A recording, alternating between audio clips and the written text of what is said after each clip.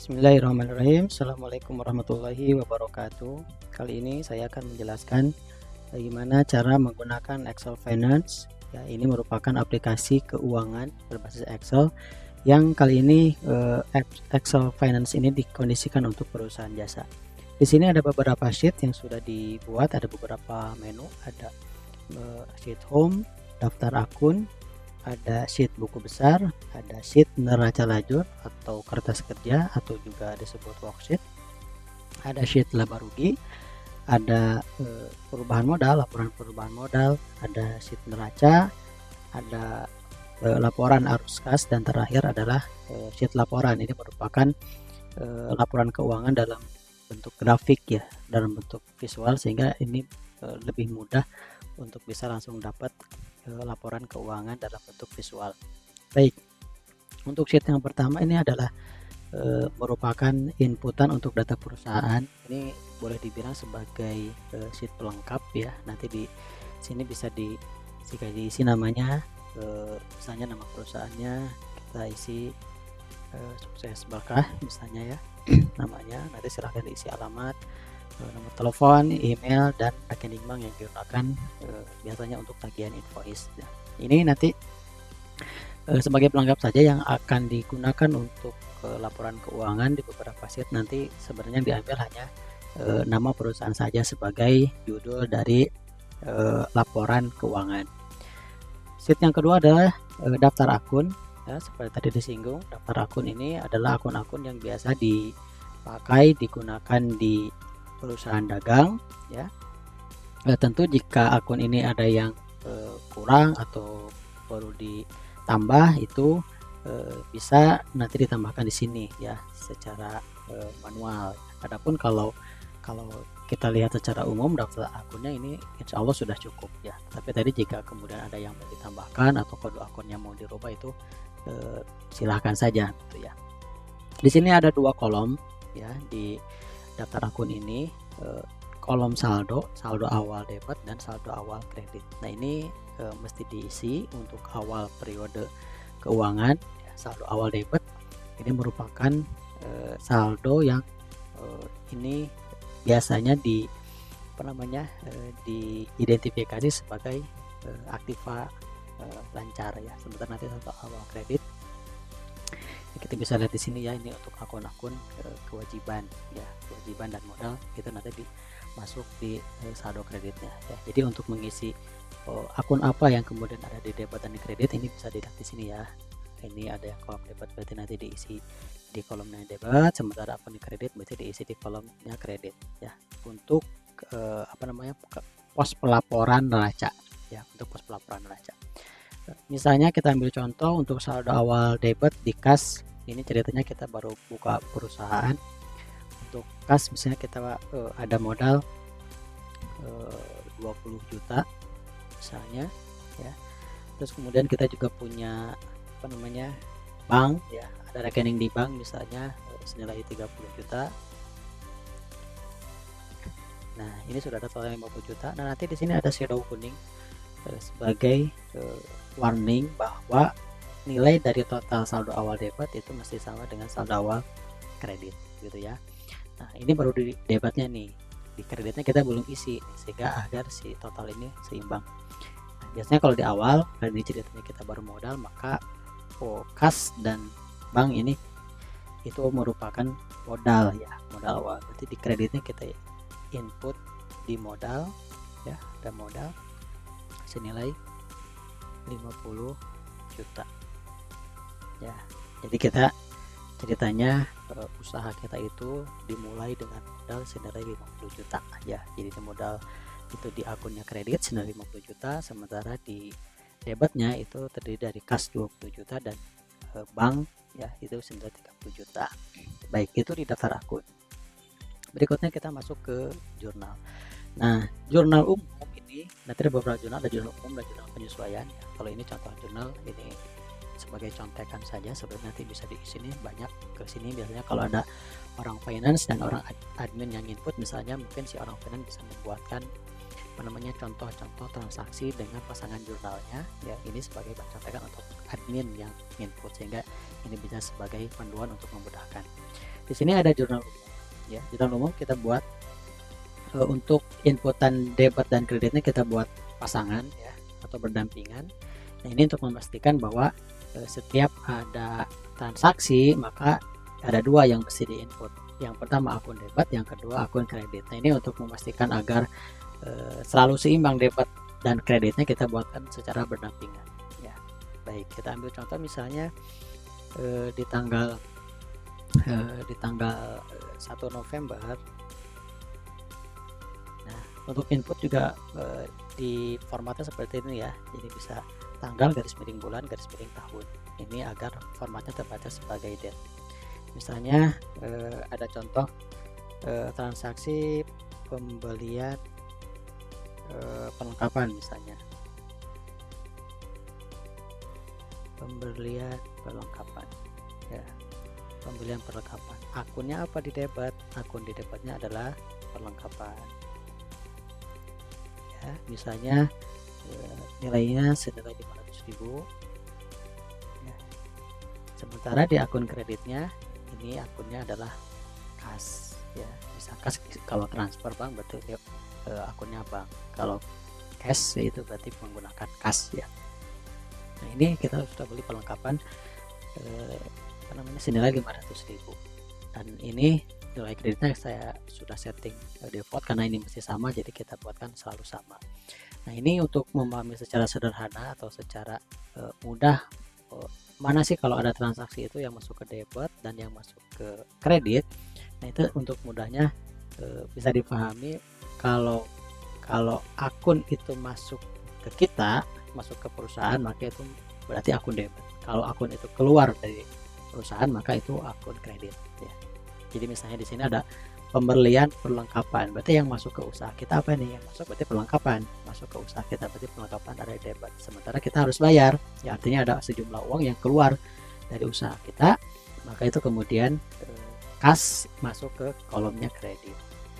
Baik, itu contoh yang pertama. Contoh yang kedua misalnya di tanggal 2-nya ya, itu ada transaksi lagi biaya sewa gedung misalnya, ada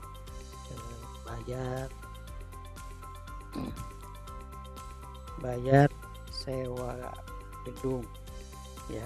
Ini dibayar di muka nih, dibayar di muka untuk 1 tahun ya. Jadi di bulan November kita bayar gedung untuk durasi 12 bulan ke depan ya, dan itu yang dibayar sewa dibayar di muka. Maka akun yang di debit adalah akun sewa dibayar di muka. Sewa dibayar di muka artinya si pengeluaran sudah dibayar lebih dulu, sementara klaim biayanya itu sebenarnya masih berjalan 12 bulan ke depan ya. Ini ada sewa dibayar di muka sejumlah misalnya 12 juta ya, berarti 1 tahun klaimnya 1 juta ya. Sementara ini tadi kalau misalnya yang keluar itu dari kas, masukin input pilihnya kas, kalau dari bank itu kas bank ya. Ini misalnya cash ya senilai 12 juta. Berikutnya ada lagi misalnya ada pendapatan ya, misalnya ada pendapatan tanggal 10 misalnya 11 November itu kemudian ada pendapatan usaha.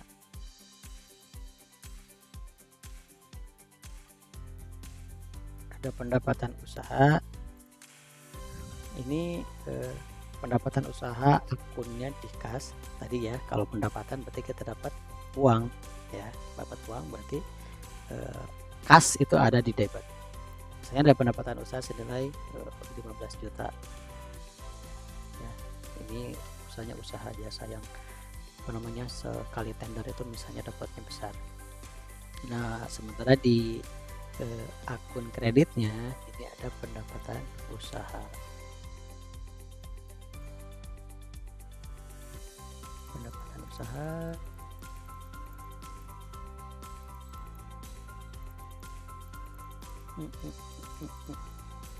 ya, pendapatan usaha. Ada pendapatan usaha senilai 15 juta.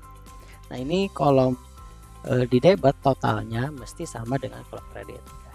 Ini mesti sama dengan kolom kredit, walaupun secara kan ini sudah dibikin default, ini mestinya sama. Baik, itu untuk di jurnal umum.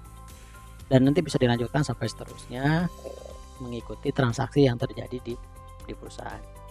Nah, berikutnya ada penyesuaian. Nah, penyesuaian ini, jurnal penyesuaian itu biasanya diisi saat mau tutup buku atau saat mau akhir periode.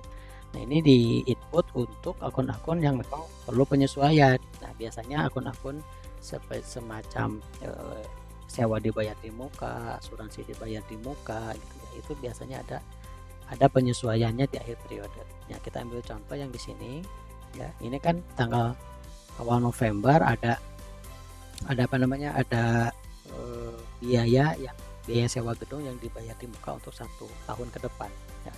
Jadi kalau misalnya ini November, terus misalnya akhir periode itu ada di bulan Desember, berarti dari November ke Desember itu kan baru 2 bulan ya, sementara kita sewa untuk 12 bulan ke depan, sehingga dengan demikian perlu penyesuaian untuk klaim biaya yang secara real baru terpakai sampai akhir Desember itu kan baru 2 bulan ya. Misalnya di sini ada kita input karena biasanya di periode akhir bulan itu di Desember ya, misalnya tanggal 3 Desember ini ada penyesuaian sewa gedung ya. Nah, ini yang didapat apa? Yang didapat adalah biaya sewa gedung ya, biaya sewa gedung. Senilai berapa? Senilai yang memang secara real digunakan. Tadi di sini kan contohnya sewa gedung 12 juta untuk 1 tahun 12 bulan, berarti 1 tahun sewanya 1 juta gitu ya sederhananya. Berarti kalau di sini baru 2 bulan, ini kan November, Desember, baru 2 bulan tuh, berarti yang secara real sudah menjadi beban sewa gedung adalah 2 juta ya. Di sini akunnya adalah sewa dibayar di muka ya, senilai 2 juta. Ini penyesuaiannya. Tentu nanti ada beberapa penyesuaian lain kalau itu diperlukan. Nah, tapi karena ini contohnya baru satu yang kita tangkap, ini kita ambil salah satu contoh saja untuk akun yang memerlukan penyesuaian. Nah, di aplikasi ini sebenarnya tugas kita hanya sampai di sini ya. Jadi tugas kita itu kurang lebih pertama mengisi saldo awal di daftar akun, saldo awal debit dan saldo awal kredit, pastikan ini totalnya kanan kirinya sudah sama. Yang kedua adalah mengisi jurnal umum ya, jurnal umum nanti diisi sesuai dengan yang terjadi di perusahaan. Dan yang ketiga mengisi jurnal penyesuaian di akhir periode atau mau tutup buku. Nah, di aplikasi Excel ini sebenarnya tugas kita sampai di sini, karena kemudian sheet yang lainnya, sheet laporan keuangan itu akan secara otomatis sudah tersaji melalui formula yang kita setting ya. Nah, misalnya di sheet buku besar ada neraca lajur, laba rugi, perubahan modal, neraca, arus kas, dan laporan itu secara otomatis sudah tersaji laporannya, tidak perlu dibuat lagi manual. Jadi cukup simple ya, cukup mudah penggunaannya. Nah, untuk di buku besar misalnya tadi ada transaksi kas, kita bisa pilih untuk melihat. Nah, di kas ini ada semuanya nih, ada pembelian perlengkapan 500, sewa gedung di 12 juta, ada pendapatan usaha 15 juta. Nah, ini ada secara total. Saldo awalnya ini diambil dari daftar akun, saldo akhirnya daftar akun, kemudian setelah ditambahkan dengan akhir ini nih. Ini ada akhir ya. Nah, jadi ini buku besar itu kurang lebih seperti resume untuk akun tertentu yang kita pilih. Nah, di Excel Finance ini kita buatkan seperti ini tampilan sehingga lebih mudah untuk melihat. Ini tentu akan ditampilkan sebanyak yang terjadi transaksi untuk akun yang kita pilih itu untuk di buku besar. Berikutnya di neraca lajur atau kertas kerja ini juga sudah dibuat otomatis ya. Tadi akun kas bank ya, jadi semua akun yang memang ada transaksi di daftar akun, di jurnal umum, penyesuaian, maka akan ditampilkan di sini ya. Istilahnya ada 5 kolom ya, ada neraca saldo, ada penyesuaian, ini diambil dari jurnal penyesuaian, ada neraca saldo disesuaikan, ini merupakan selisih dari neraca saldo dan penyesuaian. Berikutnya ada laba rugi dan neraca. Jadi neraca saldo yang disesuaikan ini kemudian nanti akan terdeliver ke kolom laba rugi dan kolom neraca ya. Di kertas kerja nanti di bawah itu sudah ada totalannya, ya ada totalannya. Nah ini ada totalnya nih, total untuk masing-masing kolom, ya total masing-masing kolom. Ini tentu ini sudah ke debit dan kredit ini mesti sama. Dan untuk kolom laba rugi kita perhatikan kolom laba rugi dan kolomnya neraca ini nanti ada selisih. Nah selisihnya itu kemudian diklaim sebagai laba rugi usaha, ya. Jadi kalau di laba rugi ini misalnya 2 juta dan 15 juta ada selisih 13 juta, ya sementara di neraca 63 dan 50 juta ada selisih 13 juta juga. Nah nilai selisih yang ada di kolom laba rugi dengan nilai selisih yang ada di neraca itu mesti sama. Sekali lagi itu mesti sama dan itu diklaim sebagai laba rugi. Jika di kertas kerja ada yang tidak seimbang atau tidak sama, maka mesti cek jurnal umum atau jurnal penyesuaian. Ya ini khawatirnya di jurnal umum atau jurnal penyesuaian itu ada inputan yang salah akun, ya inputan yang salah akun. Jadi mestinya kita lihat contohnya ya, di sini ada pembelian perlengkapan, ini kan debitnya perlengkapan, kasnya kredit, ya ini ternyata kebalik, misalnya yang di debit kas, yang di mana yang perlengkapan masuk ke kredit, misalnya salah seperti itu inputnya, maka otomatis yang di neraca lajur itu biasanya hasilnya tidak akan seimbang, ya. Maka jadi kalau di sini ada yang tidak seimbang, maka langsung cek jurnal umum ya untuk inputan transaksinya, dimungkinkan ada akun yang salah, yaitu di neraca lajur. Berikutnya di sheet laba rugi ini 13 juta ya, ini mesti sama dengan nilai yang ada di sini, yang ada di sini nih, ya. Jadi 13 juta ini mesti sama dengan yang ada di sheet laba rugi. Nah sheet laba rugi untuk perusahaan jasa, sheet laba ruginya sebenarnya cukup simpel, ya dimana laba rugi di usaha itu hanya akan menghitung jumlah pendapatannya berapa, total biaya berapa, pendapatan dikurangin biaya, hasilnya laba bersih. Secara perhitungan simple, cukup simpel. Nah ini juga otomatis ya sudah tersaji, jadi tidak perlu input secara manual. Berikutnya ada perubahan modal. Perubahan modal ini merupakan laporan dari modal awal yang ditambah laba dikurangi prive, gitu ya. Karena disitu tidak ada prive, maka modal awalnya kemudian ditambah dengan laba 13 juta, maka hasil akhirnya 63 juta, ya. Jadi yang modal kita 50 juta tuh tadi di awal usaha, karena sudah ada penambahan laba itu yang diklaim sebagai penambahan modal, maka harta usaha itu sudah bertambah menjadi 63 juta. Ini juga sama, laporan perubahan modal sudah tersaji secara otomatis. Berikutnya di kolom neraca. Nah di kolom neraca ini merupakan pembanding antara aktiva dan pasiva, ya. Dan ini juga total aktiva ini mesti sama dengan total pasiva, ya, mesti seperti itu. Nah, di sini ada apa namanya akun-akun aktiva, ya. Akun aktiva tentu ini bicara tentang apa namanya aktiva tetap, aktiva lancar, gitu ya. Dan juga ada aktiva lain-lain seperti alat-alat. Nah itu nanti di pasifanya ada kewajiban utang dan juga ada modal. Nah nanti kedua tabel atau kolom ini dijumlahkan dan hasilnya mesti sama, ya. Hasilnya mesti sama. Kalau tidak sama, kembali mesti cek jurnal umum, ya, mesti cek jurnal umum. Itu untuk sheet neraca. Berikutnya ada laporan arus kas, ya. Laporan arus kas ini merupakan resume laporan untuk akun kas, ya, atau akun yang dianggap sebagai kas, ya. Jadi kalau di aplikasi ini akun kasnya berarti ada dua nih, ada akun kas dan ada akun kas bank, ya.